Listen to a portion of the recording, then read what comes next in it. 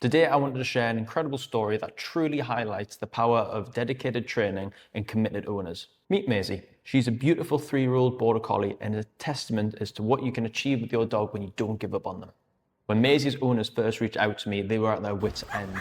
They were struggling with reactivity both inside and outside the home towards dogs and people.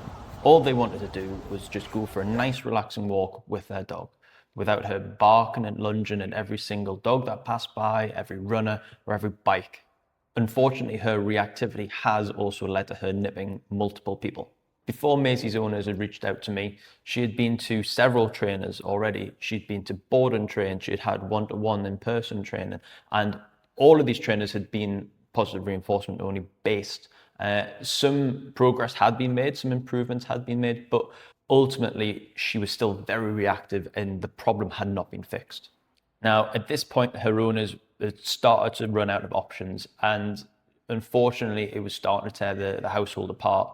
So it boiled down to the fact of this was kind of her last chance. If this training didn't work, then there was a high chance she may have to be rehomed or given back to a shelter. Fortunately, her owners booked in and we got to work on my Mutt's Masterclass program. This program has been specifically formed to help reactive dogs like Maisie put in clear structure and boundaries into their life, as well as giving them clear communication when around certain things, whether it be a dog or a person. In our first session, we work strongly on the foundations. This is everything in which we're going to be building onto. If we try to throw her into a situation around another dog straight away without setting her up for success, she is going to struggle. So our first session is always based around giving a clear yes marker, and which she'd already had from her homework. We teach a very clear no. So this is something called a punishment marker. Although the word punishment is a bit of a dirty word, and it shouldn't be, it's just clear feedback and communication.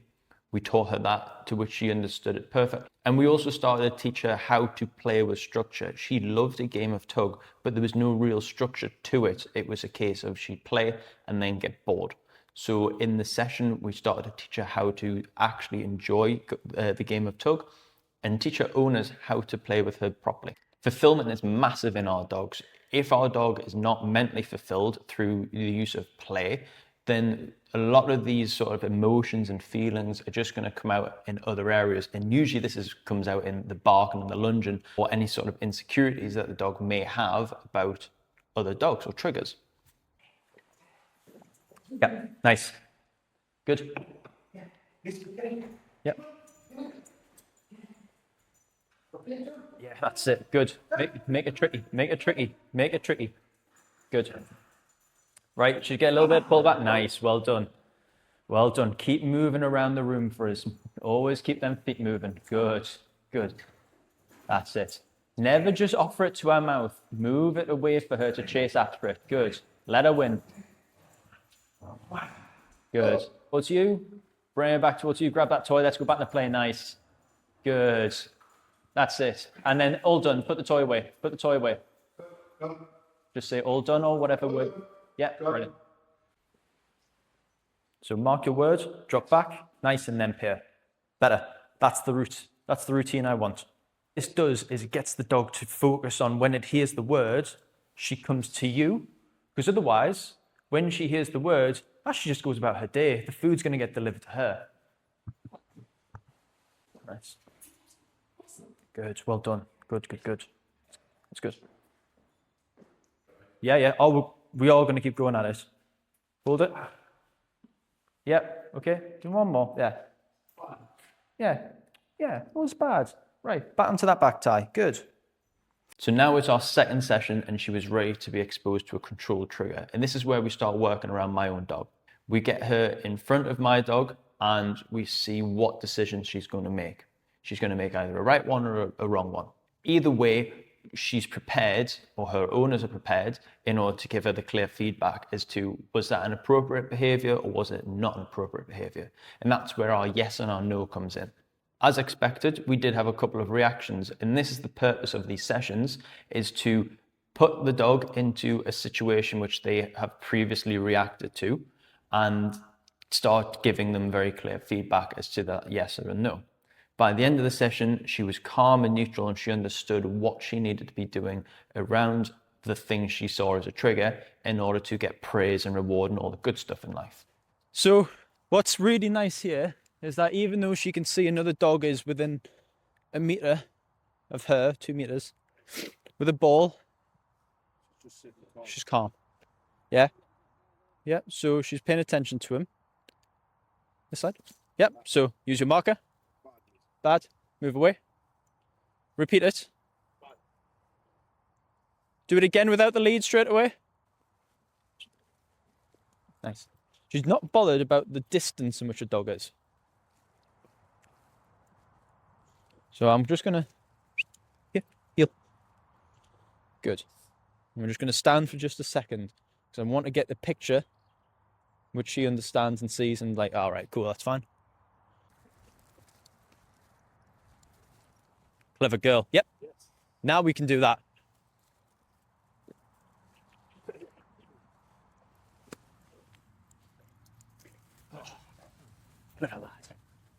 So now after just 2 sessions, her owners are now able to go away and work on exactly what we've just done here. We've got the yes, we've got the no. We can start working on that play before we even go out to take the edge off your dog before you go out on your walk and start exposing her to triggers. They can go out and they can start working on things and know how to handle it when we do have a blow up and reward it when we don't. Part of the training program is to get your dog off lead. Reactive dogs need to have some form of exercise outlet.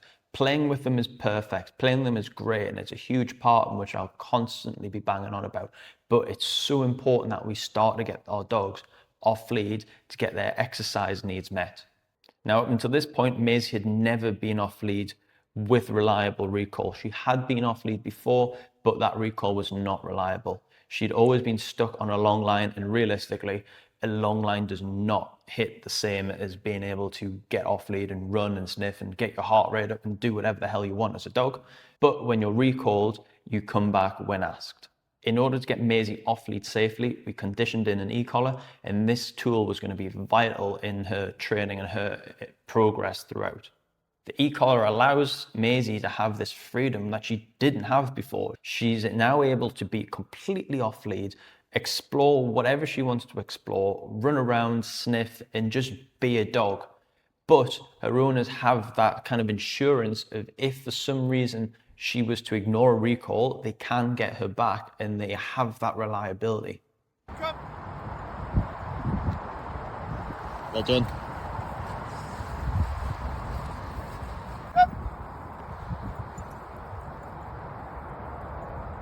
Yeah. Come, Maisie, come. Right. That's it. Don't say it again. That's it. Brilliant. Come on. Good. Good. Good, yeah. Recover it. Maisie, come. Nice. Good. Come. Yeah. Yeah. Good girl. Yes. Maisie, come. Come, Maisie. Maisie, come! Maisie, come! Come on, girl! Maisie, come!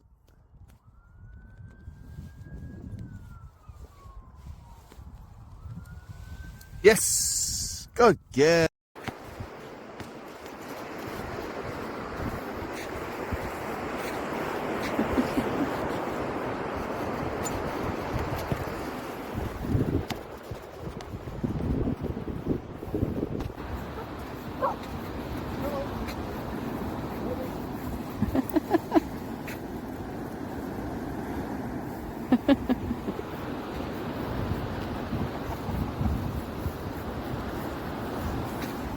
E-collar also proved invaluable for helping that reactivity in the home. As I said previously, she has nipped multiple people, and this is normally came from people leaving or entering the home. So we set up various scenarios of running this sort of behavior, no different as to how we did with dogs, and she either made a good choice or a bad choice. This enabled us to communicate to her again if she was displaying dangerous or unwanted behaviors. We could correct that, and we can also start to pay her for the times in which she did really well. Either way, we had the ability to either reward or correct that behavior. We also implemented a place command to help her with her impulses and start to create calmer, better behaviors. As well as the one-to-one sessions, we also put Maisie through multiple group classes. These classes are full of owners who are also going through the same process with their reactive dog. It's an opportunity to get her around multiple dogs in a controlled setup and a controlled environment where she learns how to remain calm and neutral and engage with her owners. So after all of this, what are the results? Well, in just 3 weeks, Maisie went from being reactive to pretty much every dog to being in a group class, calm, neutral, and just enjoying herself with her owner. And after 4 weeks of consistent e-collar conditioning, she is now complete and utter off-lead freedom. Her owners can now do the thing that they absolutely love to do with her, and that is take her to the beach completely stress-free and just watch her have fun, run around, enjoy life, and just be a dog. She can even now start to interact with other dogs calmly, safely, and just enjoy life again. This story isn't just dog training. This was a make or break situation. Either this worked or Maisie was going back, unfortunately. Her owners didn't want to do that, but they were literally at the end of their tether. They tried everything, they'd spent thousands, and they didn't know what else to do. But with hard work and dedication, they've now got the dog that they've always wanted. They can go out as a family, stress-free, and just enjoy their outings together. Maisie's story is a powerful reminder of what the right guidance and structure can really do with overcoming the most extreme behaviors. There is still a bit of work to go. Things aren't 100% just yet, but by keeping consistent, these behaviors are going to dramatically improve. But don't just take my word for it. Here is what Maisie's owners had to say about the entire transformation. Stressful. Where had to plan where to take her so you could like let her have a bit run round on a long line. You're always on guard, watching every behind. Spanning the area, 20 like all over. Anything. Scooters, bikes, People, dogs. everything. First day we got her, brought her back to the house and went in the garden, and every man and his dog came to the house. She was fine. No bother at all. People came in, left, no problem at all. The problem started. The first problem I think we had was when we'd gone out and she was in the house. My daughter was in, but upstairs, and my father-in-law came down, and that's when she must have thought, oh, who's he coming? And he had to leave, you know. I think it was just generally anyone that came into the house. She'd been all right with everybody the first week out in the garden, but then gradually as then the people that lived in the house she was fine with, but then if anyone else tried to come in, she would start to bark and growl at them, and then it just gradually progressed from there, really. I think at the beginning, we got a touch with a guy who the vets give us. He came from South Shields, didn't he? He came once, basically walked around the block with us, and his advice was to put her on medication. Really? He taught us to put her on medication, which we did, and it didn't improve. So I think after that, he never came back, even though we paid him about £400. I think we got one lesson out of it. I think he did come back. He came back after she'd been on the medication. But just to the house, there was nothing to like. So that actually do any training? No. He did give us some things to try with her, like little exercises to do. But it was a waste of time, like. Yeah. Then my daughter found the in-house training where you took her down for, was she there a month? 3 weeks. 3 weeks. So like a boarding training. Met a lovely bloke down there. He was Really good. She settled really well. He sent us videos all the time, every day of recalling on a long line and walking around. He took her to shopping centres and like little cafes and all that, and she was doing really good. We went when we picked her up. He spent an hour with us doing a similar thing, and she was all right with us. She was doing she was practicing with us, but I think it was more the in-house stuff that we couldn't get right. And then obviously with them, we didn't learn anything about, there was no off-lead stuff.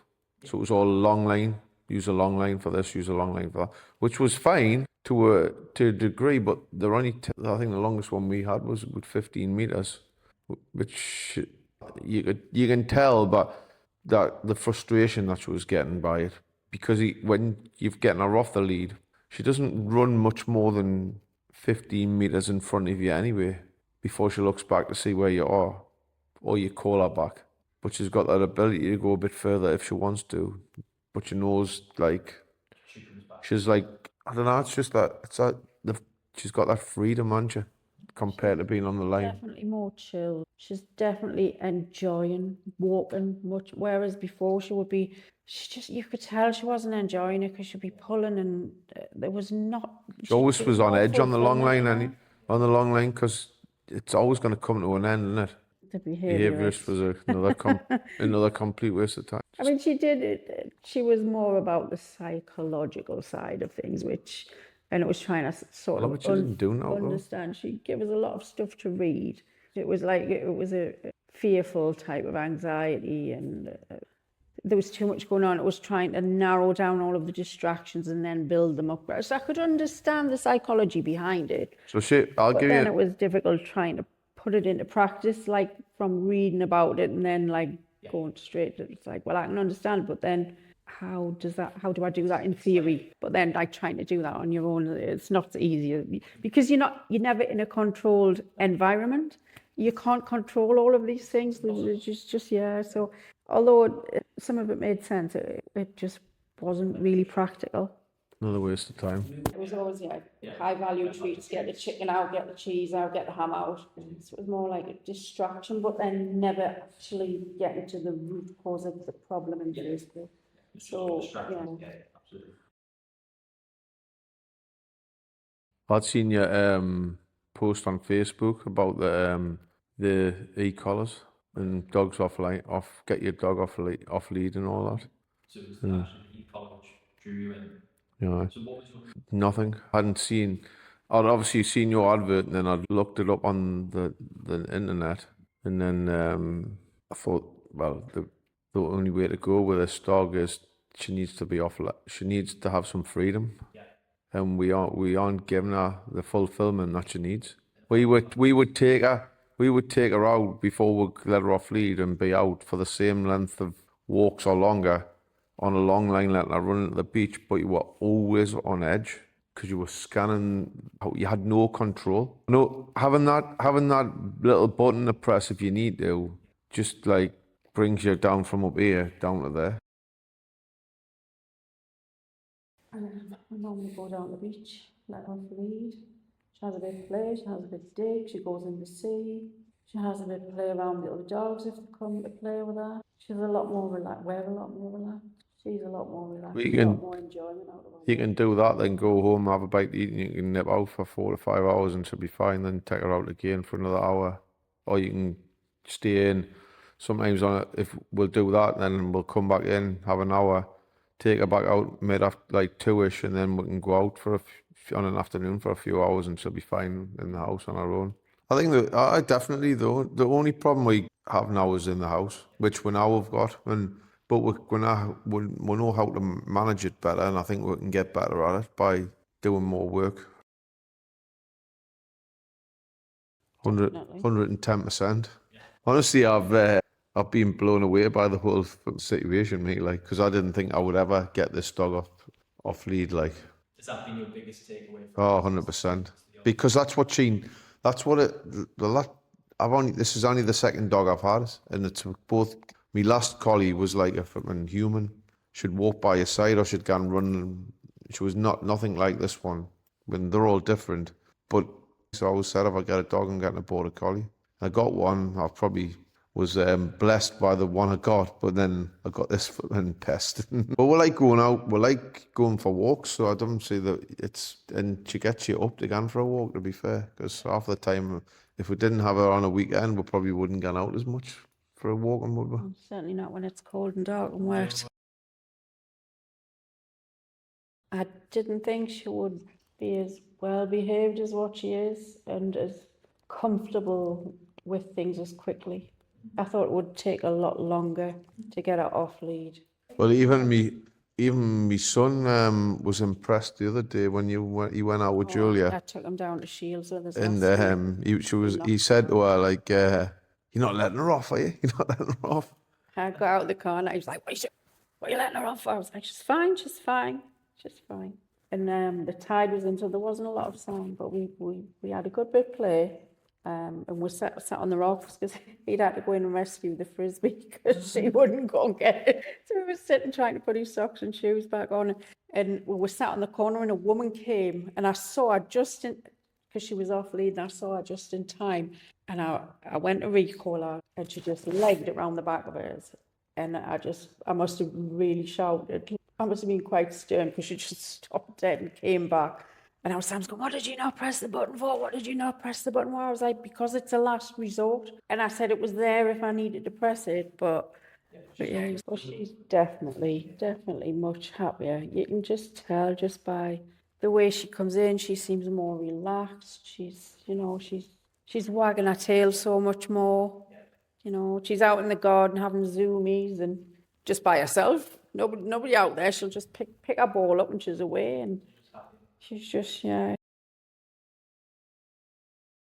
definitely getting her off lead. Oh, 100%.